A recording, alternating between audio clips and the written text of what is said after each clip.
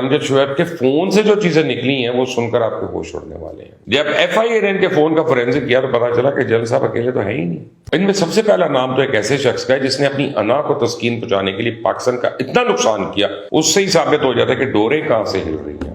آج کی اس ویڈیو میں ایسے انکشافات کرنے جا رہا ہوں جسے سن کر آپ کی کانپیں ٹانگ جائیں گی اور آپ کو پتا چل جائے گا کہ تحریک انصاف کے سوشل میڈیا سے لے کر دیگر میڈیا کیمپین کے پیچھے دماغ کس کا ہے. اب یہ سارے ثبوت مل چکے ہیں. اس سے اپنی سیٹ بیلٹ کس لیں اور غور سے اس ویڈیو کو دیکھیں. آپ کے 14 طبق روشن ہونے والے ہیں. اب آپ کو یہ تو پتا ہوگا نا کہ امجد شعیب کی ضمانت ہو گئی ہے. یہ جنرل امجد شعیب کی ہوتی بھی کیوں نہیں. امجد شعیب صاحب کون سا عام آدمی ہے؟ دھکے تو اس ملک میں عام آدمی کے لیے ہیں جسے 2 وقت کی روٹی کے لالے پڑے ہوئے ہیں, جسے بچوں کی بھوک نے معاشی غلامی سے لے کر ذہنی غلامی میں جھونک دیا, جو بچوں کی روٹی کے لیے اپنا من, اپنا ضمیر, اپنی سوچ سب کچھ گروی رکھ کے نفسا نفسی کے عالم میں پھنسا ہوا ہے. بہرحال بات ہو رہی ہے امجد شعیب کی ضمانت کی, لیکن امجد شعیب کے فون سے جو چیزیں نکلی ہیں وہ سن کر آپ کے ہوش اڑنے والے ہیں. کس کس صحافی, کس کس جنرل, کس کس سیاستدان سے رابطے میں تھے اور ایک منظم کھیل کا حصہ بنے ہوئے تھے. بھائی صاحب, کن کن جنرل, سیاستدان اور صحافیوں سے امجد شعیب خود رابطے میں تھے. اور اس پہ بات کرنے سے پہلے میں آپ کو یہ بتا دوں کہ امجد شعیب کو گرفتار کیوں کیا گیا. یہ 6 مہینے سے کھیل کیا ہو رہا تھا. آج میرے پاس کچھ کیسز کی تفصیلات ہیں جن سے ثابت ہوتا ہے کہ جنرل امجد شعیب نے اپنے آفس میں ایک کانسپریسی سیل کھولا ہوا, اور جب ان کا دل کرتا ہے کوئی ایک من گھڑت کہانی جو ہے وہ عوام کے سامنے پیش کر دیتے ہیں. ذہنی عیاشی کے دلدادہ نوجوان ان کا منجن سنتے ہیں اور پھر وہ بھی اپنے دماغ میں وہی تصویر بنا لیتے ہیں جو چورن ان کو بیچا جاتا ہے. آج سے 6 مہینے پہلے تقریباً ستمبر 2022 کو ان کے خلاف لاہور ہائی کورٹ میں ایک پٹیشن دائر ہوئی. جب ریٹائرڈ امجد شعیب نے اسے اپنے یوٹیوب چینل پہ ایک ایسی تھیوری پیش کی تھی کہ کوئی ذی شعور آدمی سوچ بھی نہیں سکتا, بلکہ کوئی پڑھا لکھا آدمی اس طرح بات کرنے سے پہلے پتہ نہیں کتنی باری سوچتا اور اپنی سوچ سے بات کرتا, چیک کرتا, ثبوت لیتا, پھر کوئی الزام لگاتا. ہوا کچھ ایسے کہ جنرل امجد شعیب نے الزام عائد کیا کہ شہباز شریف قطر کے دورے میں یا دورے کے دوران اسرائیل کے ایک وفد سے ملے اور آنے والے دنوں میں اسرائیل کے ساتھ سفارتی تعلقات بحال کرنے کی کوشش ہو رہی ہے. اس کے بعد انہیں ایف آئی اے کی طرف سے طلب کیا گیا, ان سے ثبوت مانگے گئے, ان سے ذرائع کے بارے میں پوچھا گیا.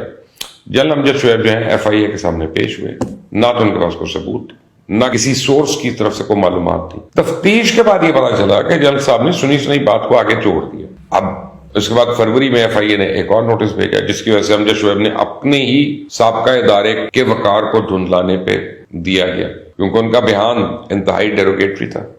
یہ آپ کو بتا دوں کہ امجد شعیب کے ویلاگ کسی بھی لحاظ سے یہ 007 جو 007 جیمز بانڈ ہے نا اس کے فرضی کرداروں سے کم نہیں ہے. گولڈ فنگر وغیرہ سے یا اور لوگوں سے.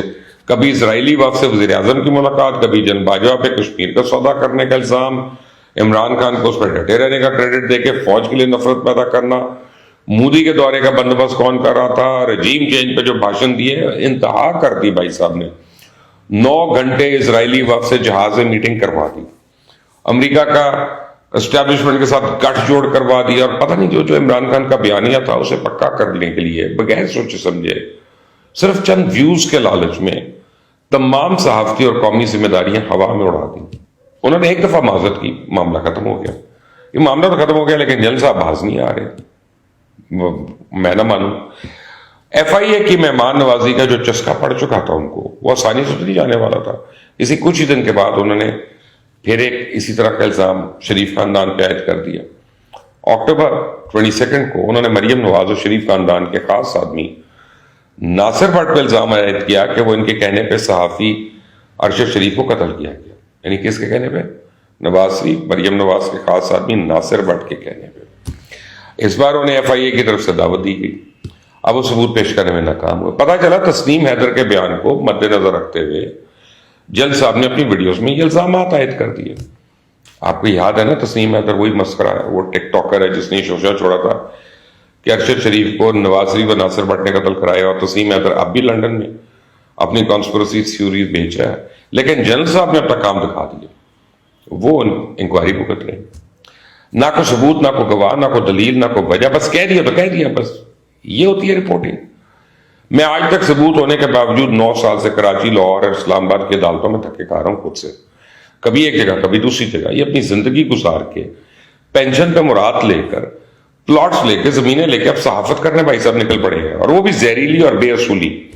جس کا نہ کوئی سر ہے نہ کوئی پیر، بس بیانیہ، لوگوں کے دماغوں میں زہر کی صورت میں انڈیلنا، معاشرے میں نفرت پیدا کرنا، یوٹیوب سے ڈالر کمانے، پارٹی سے عہدہ لینا، عوام سے داد، یہ ہے ساری کہانی۔ اور یہ میں آپ کو بتاؤں کہ بھائی صاحب نے منت ترلے کی ہیں کہ کسی طرح ان کی عمران خان سے کوئی ایک میٹنگ کروا دے تاکہ اس کو بتائیں دیکھو میں کتنا کام کر رہا ہوں تمہارا، مجھے کوئی سینٹ کی سیٹ ہی دے دو۔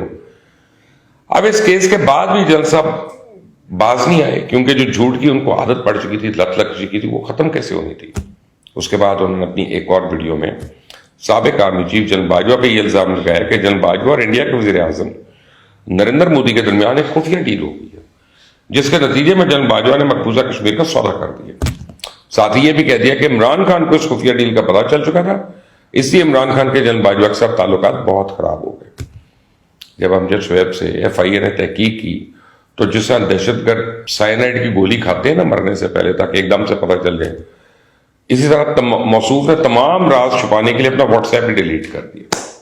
پھر ان کے فون کا ایک فورینسک کیا گیا جس میں ایسے لوگوں سے رابطے کی کہانی نکلی کہ علمان الفیظ۔ اچھا ایسا نہیں ہے کہ امجد شعیب نے وی لاک کیا اور ان کو اٹھا لیا گیا، اس سے پہلے یہ اپنے جھوٹے بیان پہ معافی مانگ چکے تھے اور ایف آئی اے میں لکھ کر دے چکے تھے کہ ان سے غلطی ہو گئی ہے، معافی بھی مانگی کہ ان کے پاس اسرائیلی وقت سے ملاقات کے بارے میں کوئی ثبوت ٹھوس مواد نہیں، بس سنی سنی کہانی ہے۔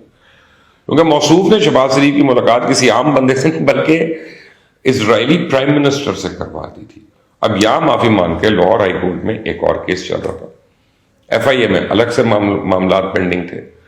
موصوف نے ایک اور وی لاک ڈال دیا شہباز گل ٹائپ کا، جس میں سرکاری ملازمین کو حکومت کے خلاف برگلانے کے لیے پوری کوشش کی گئی، جس پر اسلام آباد پولیس نے 26 فروری کو ان کو گرفتار کیا۔ 4 دن بعد 2 مارچ کو ان کی ضمانت ہو گئی۔